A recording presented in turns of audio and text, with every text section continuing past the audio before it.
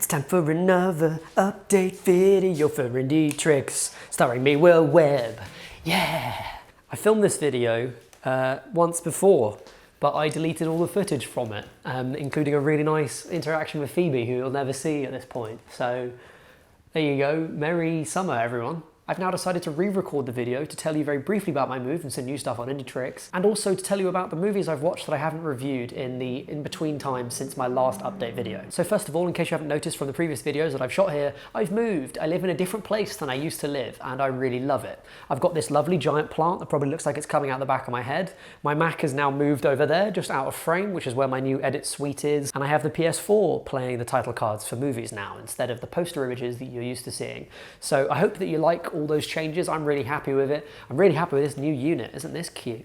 This little 60s unit. It's very cool. It's very hip. And I'd love to hear what you feel about that. I know that it's quite a different look now to how it used to look, but I quite like our new setup. Obviously, I want to know kind of feedback from the audience, which is you. I want to know what you think about what we've done. So do let me know in the comments what you think about the new shooting area and the new shooting style. I've got new lenses on the camera as well, and because the Wi-Fi here is much faster, I'm uploading them in higher quality too, so hopefully you're enjoying some of those added benefits. I have started reviewing a wider range of films on the channel. This is something I've wanted to do for a long time because it more accurately reflects the range of films that I watch.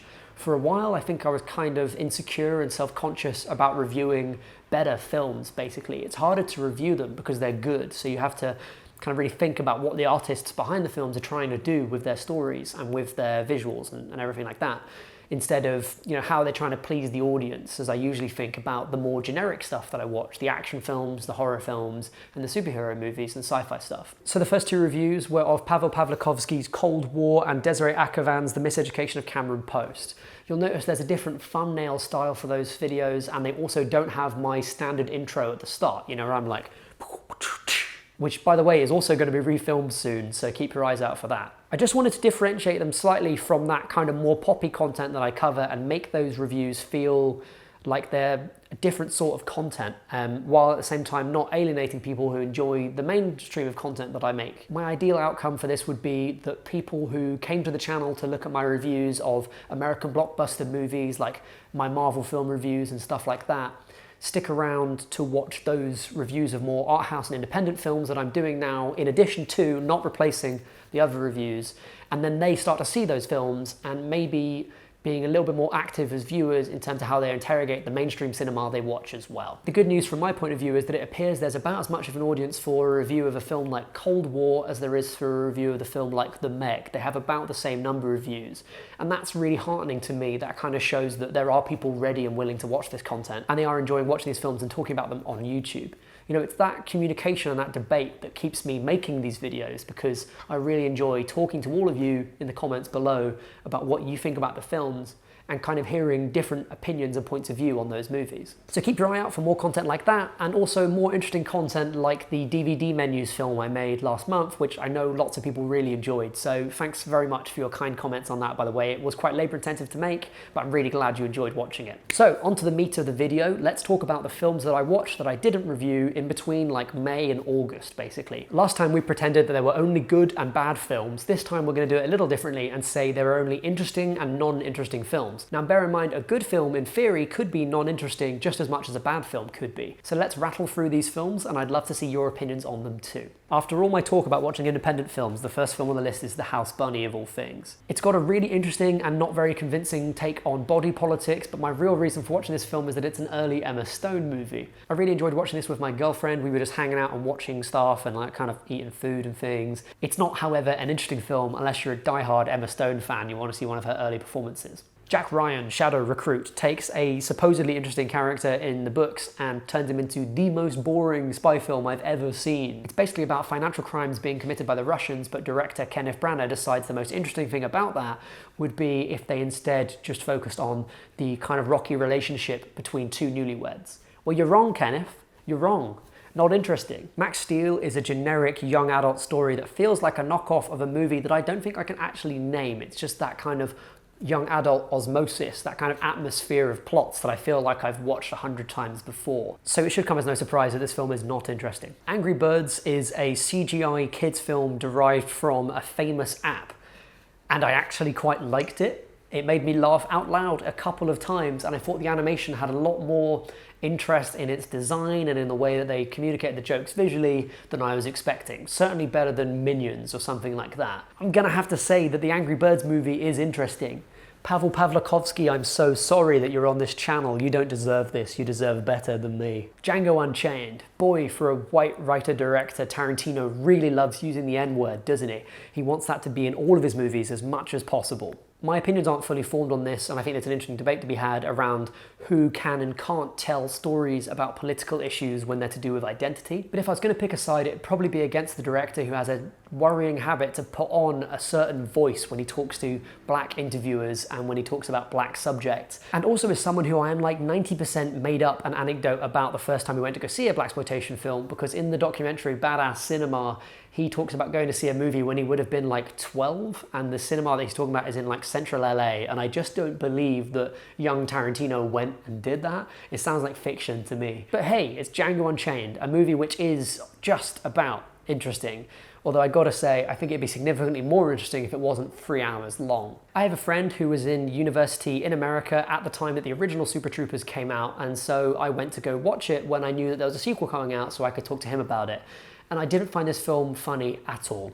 When I talked to him about it afterwards, he basically said, you know, you had to be there. It was kind of funny at the time. And I think there is a kind of truth to that. But unfortunately, as I was not there, I didn't find this funny, and I don't think it's an interesting film. So, sorry David, there you go. Gods of Egypt is not interesting. Sorry, it's not. There was a couple of movies that were all about like ancient Egypt made around the same time, and this movie is the only one that has 7-foot-tall people in it. But that doesn't make it like compelling or like an interesting story. So no, not interesting. Don't watch it. Bad movie. Daddy Daycare is a family film that is precision engineered for that audience. And I think if you have a kid, then you could pick a worse movie to watch with them. Is that damning with faint praise? Yes. Trafic is a film in the sequence of Monsieur Hulot films made by French filmmaker Jacques Tati. He basically plays with ideas around slapstick and essentially silent comedy. You know, there's not any dialogue really in these films. And I think delivers a really interesting take on what is cinematic, because I think that's a contested ground when it comes to comedy. Quite often comedies are dialogue heavy and use pretty standard coverage, and watching a film like Trafic, you're really prompted to think about how they can portray comedy and comedy subjects in different ways that doesn't use dialogue as much. Not only that, but I'm pretty sure this or another one of the Monsieur Hulot films is going to be playing in the BFI in the next couple of months as part of their comedy strand that's running from October to January. So if you can get there, I highly recommend watching it on the big screen. I know I'm going to be doing that. Apart from the astonishingly naughty title and the amazingly wrong take on what the internet is and why it's scary, because hey, I think the internet is kind of scary in lots of ways. I just don't think it's scary in the sense that there are people running like real smut websites all the time that have somehow become hijacked by ghosts or like possessed people, or people possess the internet. I'm not really sure what happened at the end of this film. It's got this really lush cinematography that's definitely paying tribute to Seven. It looks like Mimic or Fight Club, all those films that were built out of the same look that was super popular kind of end of the 90s, start of the noughties. And it also has some amazingly built sets. And none of that really comes together in a film where the story is unbelievably thin and it shows just the worst excesses of the kind of torture porn type movies that were becoming more popular at the time. And I'll level with you, the only reason why I watched this film is I remember being scared by its cover art in Woolworths when I was a kid.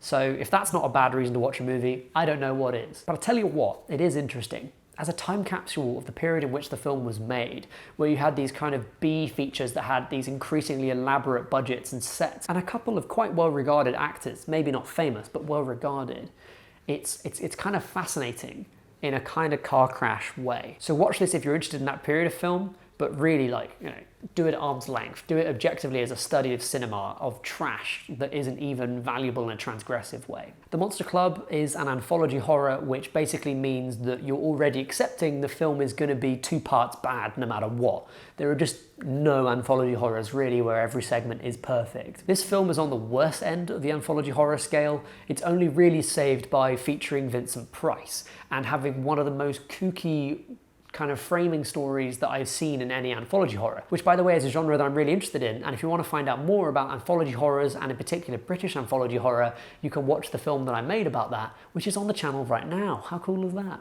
Vincent Price is a vampire who bites a guy who turns out to be a semi-famous horror writer, and so he invites him to a secret nightclub that's just for monsters. There's something interesting in that framing story that I read as being a sort of coded queer story in the way that it played with Price as this sort of effete cruising character who's picking up a guy essentially on the street, and then through shared interest they go and hang out in a nightclub that's just for them. If you think about it, homosexuality had only been legal in the UK for about 14 years when this film came out, and everyone who's in the movie would have lived through times when homosexuality was illegal. And of course it was very much still frowned upon in British society at that time. Margaret Thatcher's government introduced Section 28, which basically stopped local authorities and teachers and stuff like that from being able to talk about LGBT issues. And it played into that interesting question of Price's sexuality. Again, I think that's a contested issue, but for sure Price was friends with a lot of gay people and LGBT people, and he would have seen that subtext, I think. So that was interesting to me, and for that reason, and that reason alone pretty much, I'm going to put it in the interesting pile. But do not take that as a recommendation that this film is good. It is not good. I mean, it's really ropey, even for an anthology horror. But if you're interested in that genre, or if you want to think more about the way in which there are coded LGBT representations in horror, then I recommend watching The Monster Club. Conan the Barbarian. This film was not as good as the Arnold Schwarzenegger one. I don't remember much of what happened, and I fell asleep near the end. Don't watch Conan the Barbarian. When Worlds Collide is one of those classic 50s sci-fis that opens with a Bible quote and moves into this really lushly matte-painted, quite hokey effects sometimes, but otherwise really good character acting, world building movie. Wow, that was a run-on sentence.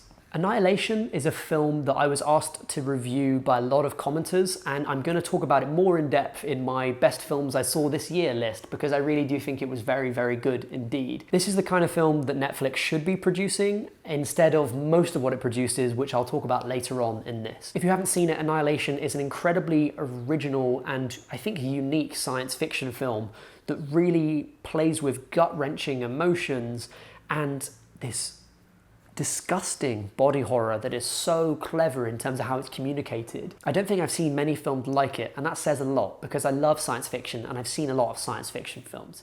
Definitely watch Annihilation. There's so many more films on this list and I haven't eaten lunch yet and I really want to, so I'm going to speed up a little bit, okay? The Autopsy of Jane Doe is a horror two-hander with some effective scares and two really good leads that ultimately gets a little lost in its last third, but otherwise is well worth the time you spend on it. Interesting. Killer Klowns from Outer Space isn't as much fun as the title suggests, although it is goofier than it is scary. It's more stilted than anything else. I'm going to say give this one a miss. The Magnificent Seven is a capable, competent, action-focused remake of the classic Western. I really enjoyed watching it, but it's not that memorable now, and I'm struggling to get any details around it other than that I liked the performances. So maybe give it a miss unless you're a Western completionist. The Princess Bride definitely feels a little dated now, but it's such a fun film that really realizes its world with these classic quotable characters that it's very hard to say it's not interesting, because guess what? It is interesting. Give it a watch. The Physician is a slightly overlong film with a great scope, good performances, and good production design that deals with a really underserved period of history,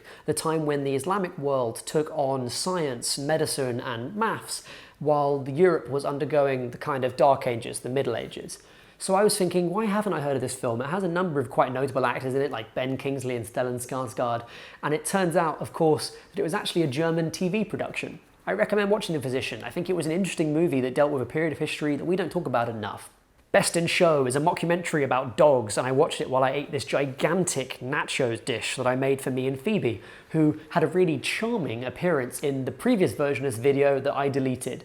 So just take this time to think about all the nice dogs that are in the film and how much fun it would have been to see me and Phoebe talking about that movie. Warcraft does its absolute damnedest to be an interesting adaptation of what is fundamentally not that compelling a story, even if it is a compelling game. Sorry for everyone who likes Warcraft, I just think it's a bash. I just think the story is really bad. It's simultaneously really busy and very boring. That's a hard trick to pull off, but they manage it. I'm not going to put too much blame at the director Duncan Jones's door, because I think this is the kind of film where there's probably a lot of interference. So fair play, dude, you did your best. It's just not very good, and it's certainly not interesting. Joint Security Area is like a mystery drama that's set on the North and South Korea border. It's directed by Park Chan-wook. It's one of his very first films. He's, of course, the filmmaker behind Old Boy and The Handmaiden, two films that I just adore. I think they're really astonishing, and they show the kind of things that genre directors can achieve. and that film can achieve in general. I think they're really good movies above and beyond their genre roots. It doesn't necessarily look or feel like a Park Chan-wook movie sometimes. The stylistic devices are very noughties, but the characters, the writing and the performances do feel like they're from his films. And I think the film is really compelling, especially when those 3 male leads are on screen, because unfortunately the female lead is not very good. She's very wooden. This is a highly interesting film, and as it's currently on Netflix, I recommend you watch it if you've seen any other of Park Chan-wook's films. Lake Placid. The plot and pacing and effects are all over the place, but it's a lot of fun and it's very short. Get some beers in with your mates and give this movie a watch. In Blowout, Brian De Palma does that most 70s of genres, the political thriller. The film feels quite dated now, not in its cinematography, although that is of course of its time with lots of zooms and split diopter shots and split screen, and not in its editing, which does feel quite fresh, I think. No, the way in which it feels dated is in its politics. Both its gender politics, with having very few female characters, and certainly none of them are really compellingly drawn, even by the very capable Nancy Allen, who is the lead woman in the film.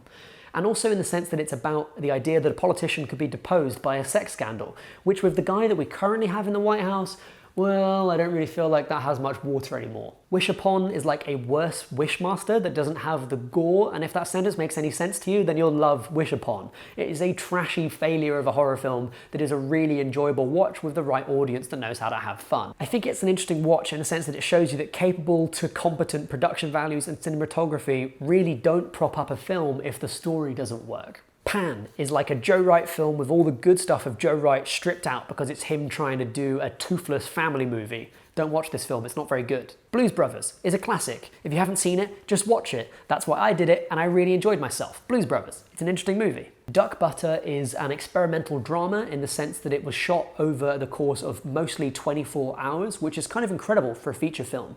It's about 2 women who meet, have sex, and then decide that they should spend a whole day, 24 hours, awake together, having sex every hour on the hour. If that sounds like an interesting concept to you, then take a step back and do what I did about halfway through this film, which was sit there and think, you know, if this wasn't just 2 women talking to each other on screen, which happens unfortunately quite rarely, it really wouldn't be compelling in any way whatsoever. And lo and behold, it turns out the film was originally written for a male and female lead. I wanted to like this film. It's independent, it's experimental, at least in terms of its production, and it has 2 really capable leads, not least Alia Shawkat from Arrested Development. But I just couldn't find anything to enjoy in the movie. Ocean's 11 is just about the right distance to be nostalgic now, so go back and watch it if you haven't seen it in a while. It's a really capable heist movie with all of the issues that entails, mostly the focus on style over substance, and a kind of hairy plot that requires you to buy a number of emotional points that don't really make much sense. But hey, as long as there's enough charisma, then you're along for the ride. And with George Clooney and Matt Damon on the cast, what's to hate? Robinson in Space is this psychogeographical film about British heritage that is a lot less dry than that sounds. It's this kind of funny voiceover laid over footage of the less interesting parts of the UK in an attempt to weave it into a grand narrative while simultaneously parodying that whole project.